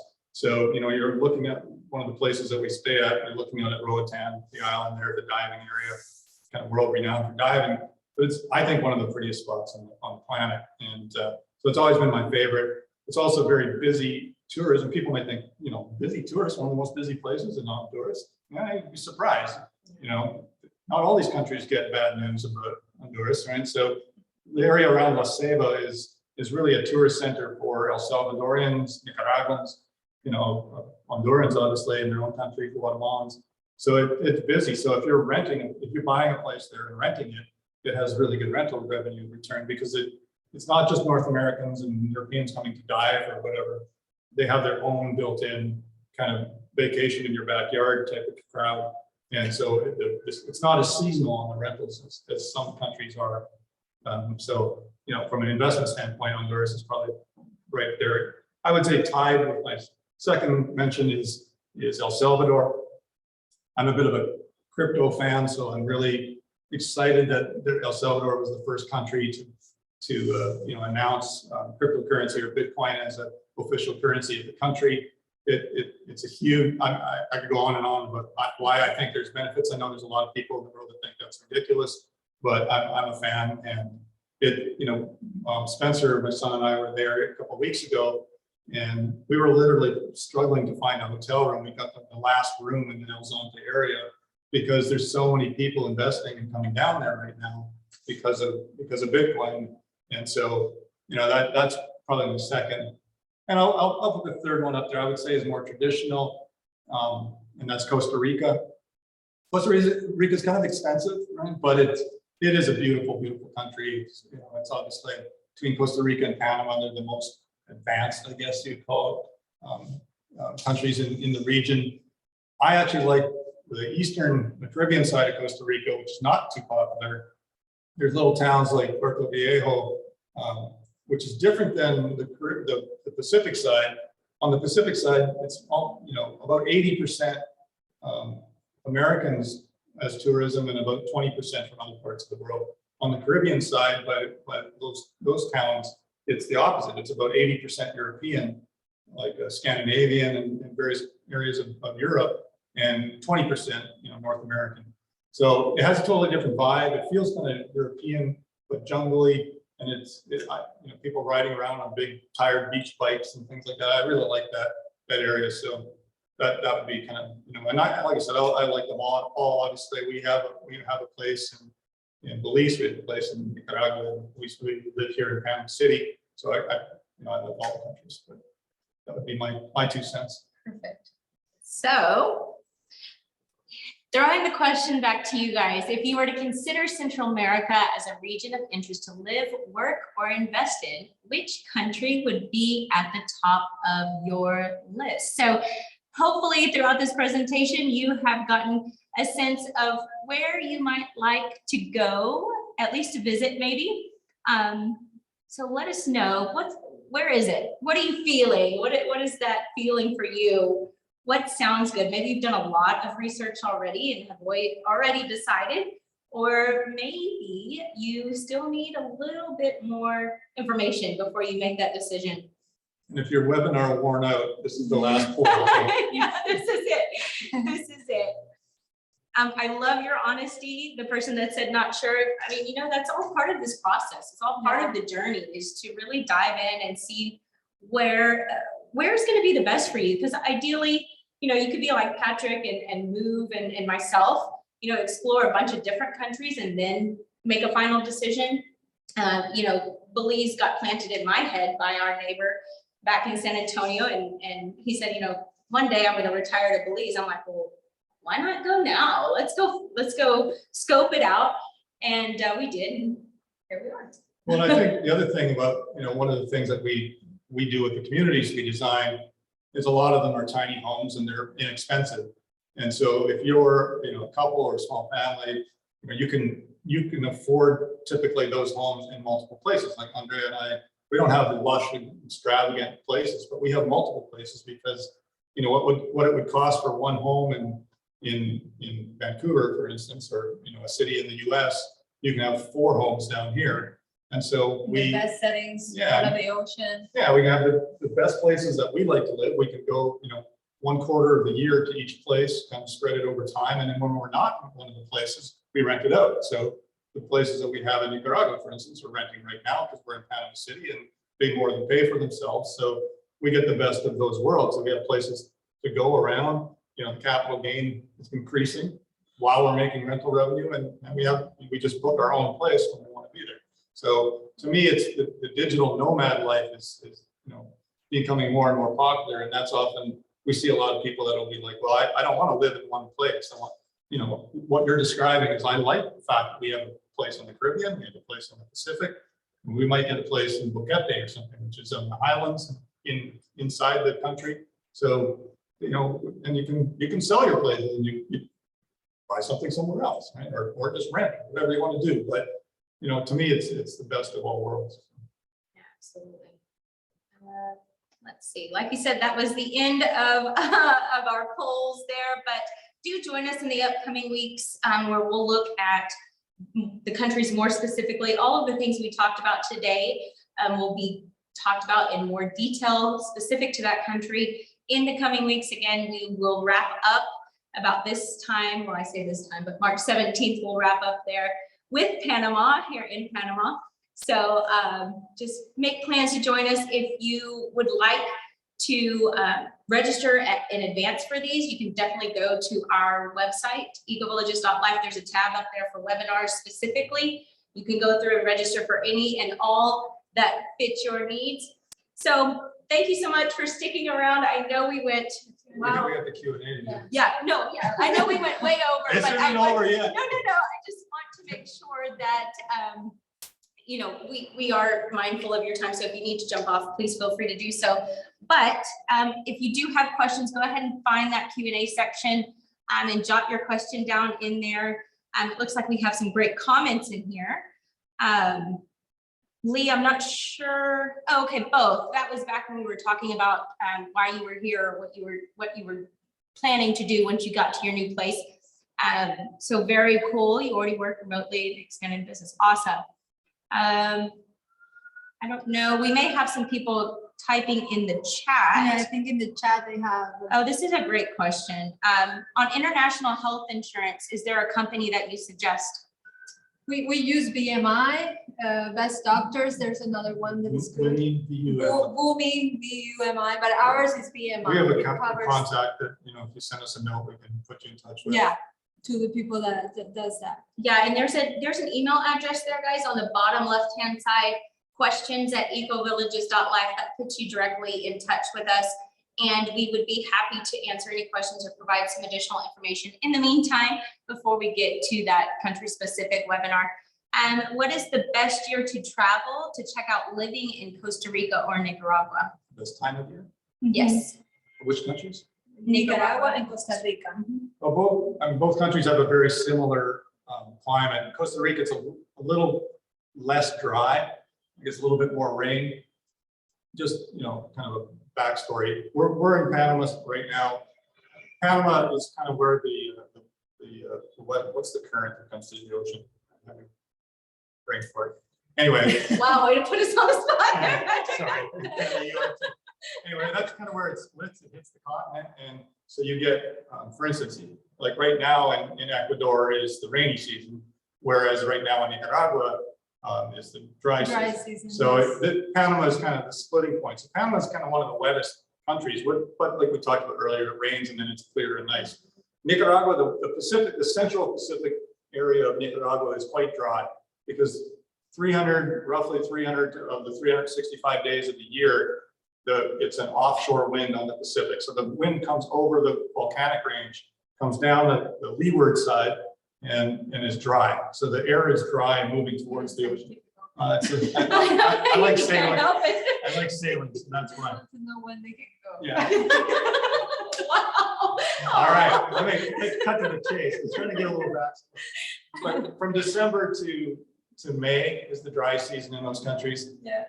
I like both seasons. I don't think the green season is a bad season at all. In fact, I prefer it. It's fresher, less dust and that sort of thing. But if you really want, like we used to get a lot of people that come to Nicaragua that would say, oh, I went to Hawaii last year in February and it rained the whole time. I would literally, you say, well, if you come to Nicaragua, I can absolutely guarantee you if you're there in February, it's not going to rain. Or if you come to where we were staying, it's a very dry place. So if you want to make sure you have sunny days every day, you know, from Christmas till May 15th, the locals will tell you that May 15th is when the rainy season starts. May 15th at noon, and they're pretty accurate. But you know that you can really kind of judge that and guarantee that you're going to have a drier season. So to me, that's probably January is a beautiful time, right? You still have a bit of the greenness left over from the rainy season. You always like January. Yeah, and it's breezy, and you know, so anyway, really over-answered that, right? That was good for you, Wendy. Monica asked, what is the amount of money you need to get residency in Honduras? Well, the investor residency in Honduras is $50,000. So which, you know, if you bought a home for you know, anything over that, you're then that's you're kind of authorized to apply for residency. It doesn't guarantee. I mean, if you have something in your background that means they're not going to give you residency or some serious medical condition that they think you wouldn't be great for their country, then you might not get it. But from an investor standpoint, it's a $50,000 limit. And there's one more question here about purchasing. If you want to purchase a home in Costa Rica or Nicaragua, do you have to invest a certain dollar amount? No, not if you're not interested in residency. Yeah, it depends if you want to become a resident. Like in Nicaragua, you know, first of all, if you're getting a reasonable home, it's going to be over $35,000. So anything over that gives you the ability to apply for an investor residency. And I have, off the top of my head, I forgot what Costa Rica's investor residency is. I think it's 200,000. Yeah. So it's obviously 5 times what Nicaragua is, but that's roughly the difference between the cost of property. Yeah. And I'm just going to scroll here through the chat real quick. I don't see any more questions in the Q&A, but I do want to scroll through the chat and make sure we didn't miss anybody. Thank you. No, Guys, thank you're you welcome. guys. Thank you for sticking around with us for this long. I did see a question, but I don't know where it went. Well, yeah, we really appreciate everybody joining. Obviously, You want to we put work into it. We're not getting anything really from it, so we just want to make sure that, and like I said earlier, I would have loved to have been able to go through with and have contact. We're very willing, you know, send us an email or whatever. I'll give you a personal email if you send something to questions there, and you know, we have lots of people that ask questions all the time, and we love answering them. So. Yeah, we will check them out all. Yeah, absolutely. Maybe you'll become neighbors and friends. That would be incredible. Yeah. So if we didn't answer your question, I would be happy to, like you said, just send us a quick note, and we'll follow up with you following the webinar if you did have a question that we didn't see or get to during this presentation. But any closing? Well, I guess if the sound was not great or whatever, please make that a comment as well. We'll try to do something a little different next time. But we wanted to. This is rare that we're all in the same place. Well, I guess Andrea and I are often in the same place. But it was nice that we could kind of do it from one location, all be in the same screen, and not have a bunch of delay and everything between people. Yeah. So, especially for our first one. Yeah. But it was fun. Yeah. So please sign up for the specific ones if and you might be surprised at which country in the end you're interested in. You might think, oh, I really want to move to Mexico, but join the Honduran one or the Guatemalan one, and you might find, oh, hey, there's some stuff there that I really like about that. And I like I said earlier, I kind of wish I would have kind of hopped through some of the different things or talked to people like us that have done this now when I moved down. So. Yeah. So I think that's it, right? Absolutely. Yes. Well, thank you guys. Oh, one last thing. It was just your mic. Of course, it was just him. All right, guys. Thanks again, and we'll hopefully talk to you all soon. Bye. Bye. Bye. Thank you. I'm here. Bye. Oh, you can see Panama really well now. They always could.